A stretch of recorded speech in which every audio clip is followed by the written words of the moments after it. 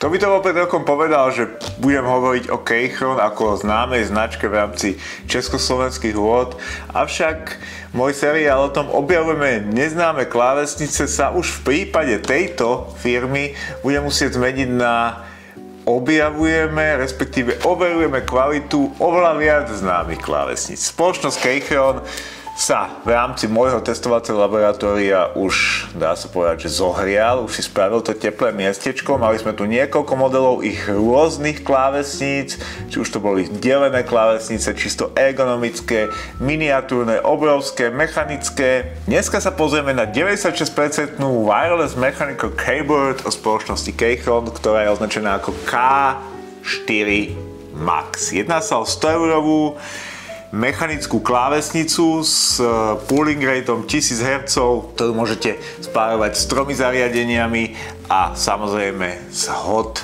swap spínačmi. Práve tie prednosti, ktoré sa v tomto prípade statisticky vždy u produktov značky Keichron dostávajú do popredia, sa viac menej opakujú naprieč celým ich radom. Ale keďže dobre viem, ako špecifické je vyberať si, či už hernú alebo kancelárskú klávesnicu a nazerať na to, že potrebujem ten numerický blok alebo nepotrebujem ten numerický blok, bude mi stačiť tá 60, 65, 75 alebo naozaj potrebujem full size, tak som sa rozhodol, že celé to portfólio tých noviniek Keichron si už začiatkom roku 2025 uzavrieme práve týmto modelom a uvidíme, čím nás Keichron do budúcna prekvapí, či príde s niečím zaujímavým, a ja si myslím, že áno.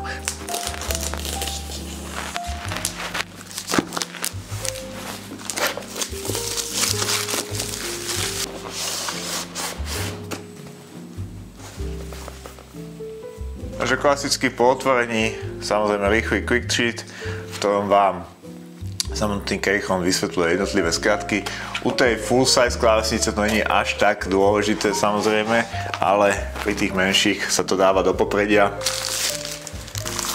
Tentoraz sa nejedná o plnekovovú klávesnicu, cez to všetko jej váha je oveľa vyššia, čo je spôsobené práve tým, že Keichron pri produkcii svojich mechanických klávesníc dáva veľký dôraz, a to naprieč celým portfóliom, na to, aby tam bolo dostatočné množstvo tlmiacich vrstiev, aby ste pri tej interakcii nezažívali žiadne nechcené pazvuky a aby ten tlmený zvuk išiel ruka v ruke s chirurgicky presným zopnutím toho mechanického spínaču. Na toto si Keichron naprieč svojím portfóliom dáva dlhodobo záležať, ja to sledujem a ja to oceňujem aj patrične v recenziách.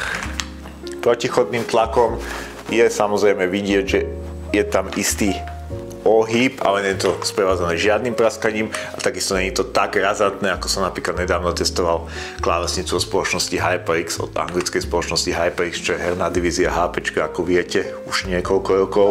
A tam, akokoľvek išlo plastové šasy, tak tam bolo naozaj plastové šasy, ktoré bolo dokonca lemované kovovým rámom s magnetickým prichytením, tak tamto praskanie, to bolo vyslovene enormné.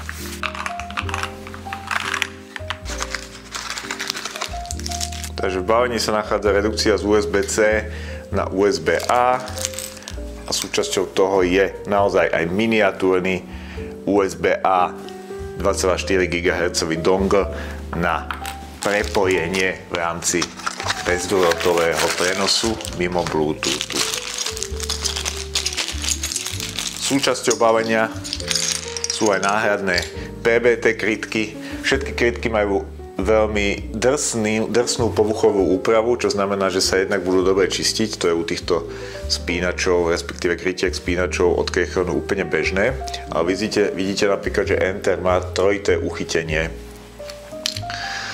Kabeláž není tak podajná, není to tzv. Šňúrka do topánok, ale cez to všetko ide o kvalitnú kabeláž a s Keichronom som v tomto smere tak nejak historicky viac menej nadmieru spokojný. Ďalšie, čo je v palení, je Philips šrubovák, samotné šrubiky, ktoré spájajú šasy K4 Max, sa dostávajú von pomocou impulsového kľúča, ktorý je súčasťou. No a samozrejme nemôže chýbať klasicky náradie na vyťahovanie PBT krytiek, vyťahnutie samotných mechanických spínačov, čo si teraz ukážeme Ak ste to nikdy nerobili, ak ste nikdy nevlastnili žiadnu hot swap koncepciu mechanickej klávesnice alebo magnetickej, čo už dneska sa dostáva takisto do trendu, respektíve dostáva sa to do pozornosti hráčov, ktorí chcú naozaj tie najrýchlejšie náradia pri hraní, tak to není žiadna obrovská veda, jednoducho vrchnými klieštičkmi zavadíte o spínač, sú tam také dve drážky hore-dole, zacvaknete, vyťahnete. A keďže toto je presne ten typ klávesnice podporujúci 3 až 5 pinové mechanické spínače rôzneho herného druhu, ale v podstate aj kancelárskeho, ak využívate tento typ klaviatúry v kancelárii, tak by ste si určite mohli svoju celú schému klávesnice prispôsobiť akýmikoľvek mechanickými spínačmi chcete. Takže v tomto prípade vidíte, že mi došli banánové switche priamo od Keychronu, ale môžete si zvoliť akékoľvek iné. Na zadnej strane naozaj odolného plastového šasy je opäť spínač na prepínanie režimov Bluetooth alebo wireless, alebo prípadne kabelového prepojenia a samozrejme nechýba ani spínač na prepnutie, čo sa týka Mac podpory alebo Windows podpory.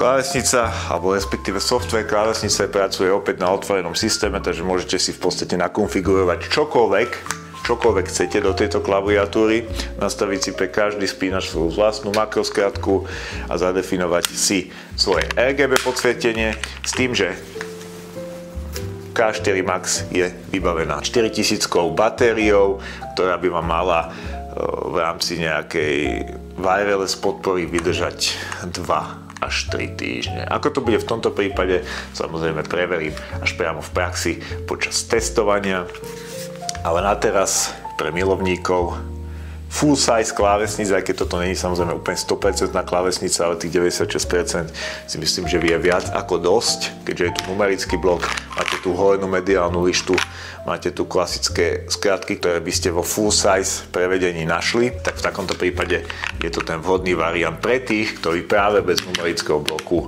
plnohodnotných šipiek nemôžu žiť. Akokoľvek, dneska už aj v 65-kách, 75-kách viete plnohodnotné šipky s lineárnym vykrojením bez problémov zakúpiť. Takže takto vyzerá Keychron K4 Max. Toto video je súčasťou aj textovej recenzie, kde sa o tejto klávesnici dozviete oveľa viac informácií.